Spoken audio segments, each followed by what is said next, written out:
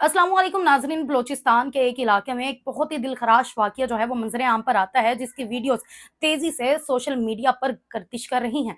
अब आप लोगों की नज़र से भी ये वीडियोज़ गुज़री होंगी, ये तस्वीर गुज़री होंगी कि बहुत सारे लोग, जिसमें तकरीबन 50 से 60 लोग हैं, जो एक खातून को सिर्फ़ कत्ल करने के इरादे से वहाँ पर मौजूद हैं। उनके पास बड़े-बड़े डाले हैं, गाड़ियाँ हैं, बड़ी-बड़ी बंदूकें हैं और वो लोग शलवार कमीज़ पहने हुए, बंदूकें थामे हुए वहाँ पर मौजूद हैं और उनके दरमियान सिर्फ़ एक अकेली खातून है जिसने चादर लपेटी हुई है और वो उनके दरमियान से चलकर जाती है और उन सबको पीठ दिखाकर खड़ी हो जाती है और फिर आहिस्ता-आहिस्ता चलना शुरू करती है। एक इंसान पहले बंदूक उसकी तरफ तानता है, तो उसे दूसरा मना करता है कि अभी रुक जाओ।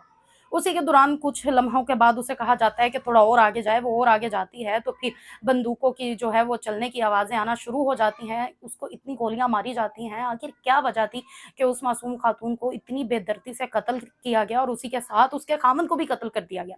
नाज़रीन, तो मैं आपको बताती चलूँ कि उस खातून का नाम शीतल है और उसका ताल्लुक बलूचिस्तान से है। आज से तकरीबन 1.5 साल कबल उसने अपनी मर्ज़ी की शादी की थी, जिसको वो पसंद करती थी। उसने उससे शादी की, अपने कबीले से हटकर अपने कबीले से बाहर शादी की और बलूचिस्तान के इलाके में इस चीज़ को अच्छा नहीं समझा जाता कि कबीलों से हट के शादी की जाए या फिर उनकी मर्ज़ी के खिलाफ शादी की जाए। और उस औरत ने उन सब के खिलाफ जाकर उस इंसान से शादी की थी। 1.5 साल के बाद उसके कबीले ने उसको एक दावत दी कि तुम हमारे घर आओ, हम तुम्हारी दावत करना चाहते हैं, हम तुम्हें हँसी-खुशी अपनाना चाहते हैं।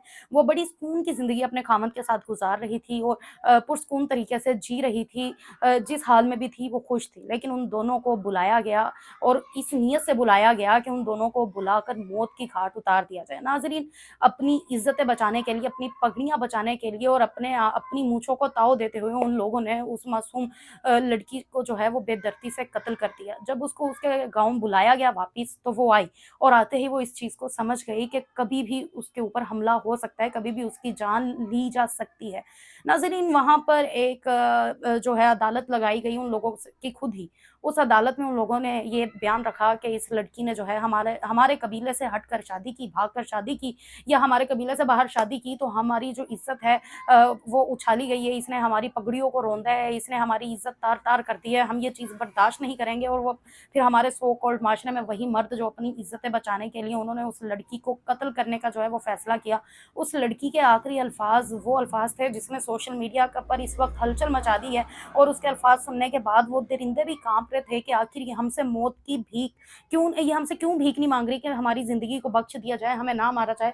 बल्कि उसने सिर्फ़ ये शर्त रखी, उनसे ये कहा कि तुम लोगों को सिर्फ़ मुझे गोली मारने का हक है, इससे ज़्यादा कोई हक नहीं है, मुझे सिर्फ़ गोली मारो।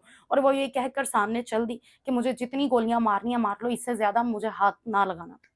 और उतनी ही बेदर्दी से उन लोगों ने उसको बेरहमी से गोलियाँ मार-मार कर उसके सर में 7 से 8 गोलियाँ मारी गई और वहाँ पर इतने सारे लोग थे, उन सब ने अपनी बंदूकें निकाली और उसके बाद उसके खामद को भी बेदर्दी से कत्ल कर दिया। वीडियोज़ बनाते रहे और खुशी मनाते रहे, जश्न मनाते रहे कि आज हमने अपनी इज़्ज़त जो है बचा ली।